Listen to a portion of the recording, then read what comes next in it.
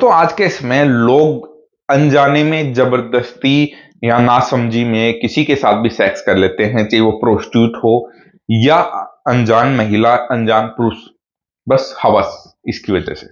और इसकी वजह से हर्पीज, सिफिलिस और एचआईवी जैसी महान खतरनाक बीमारियां आपको घर लेती हैं, आपको अट्रैक्ट कर लेती है और आपको बर्बाद करने के लिए तैयार बैठी हैं।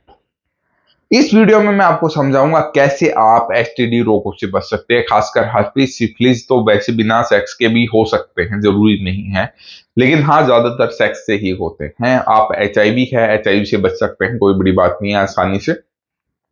एचआईवी पॉजिटिव कैसे आएगा? देखो, अगर इसमें बहुत सारे रीजन होते हैं कि देखो, एक तो कोंडम आपका फट गया है, एक आपने कोंडम यूज ही नहीं किया है इसमें, और अगले बंदे जो बंदी है, बंदा है, उसके एचआईवी है नहीं है, ये 3-4 आपके सवाल मन में उमड़ते हैं।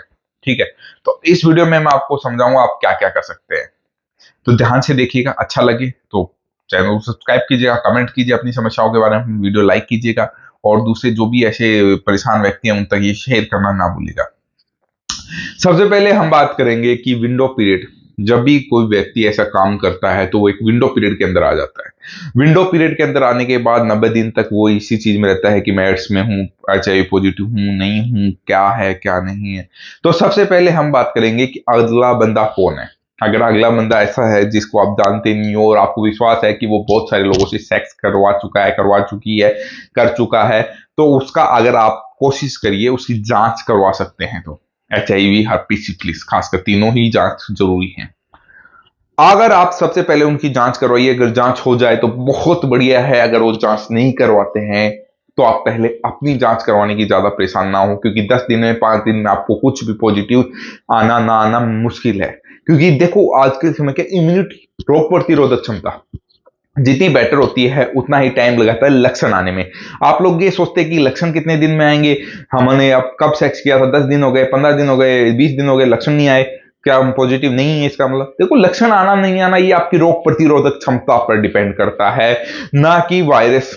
वायरस तो लगातार आपके शरीर में खराबी कर रहा है, आपको शरीर की इम्यूनिटी को तोड़ रहा है, CD4 सेल खा रहा है, वो एक तरीके से आपको बर्बाद करने के लिए काम उसका चला हुआ है।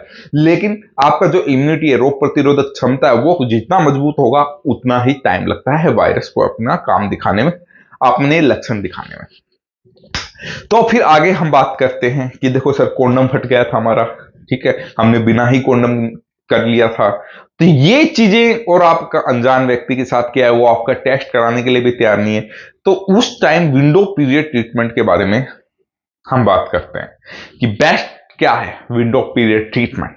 तो विंडो पीरियड ट्रीटमेंट कहां से ले सकते हैं, क्या कर सकते हैं, क्या नहीं कर सकते, तो उसके लिए हम बैठे।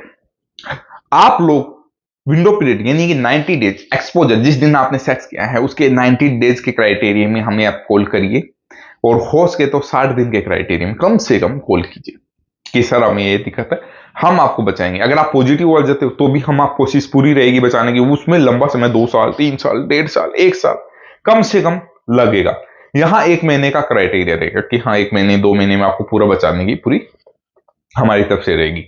तो ये चीज होती है कि अगर आपका कोंडम फटा है, आप कोंडम यूज नहीं किया है, आप किसी से कर रहे हो, वो बहुत सारे लोगों का भी पार्टनर बन रहा है, बन रही है, तो वो चीज आपको ध्यान रखनी है। देखो, मैं आप लोगों से इतना ही कहूंगा कि ऐसे लोगों से सेक्स करने से अच्छा है अपने हाथों से इस्तेमाल करके यूज कर लो, अपनी शांति वहीं मिल जाएगी।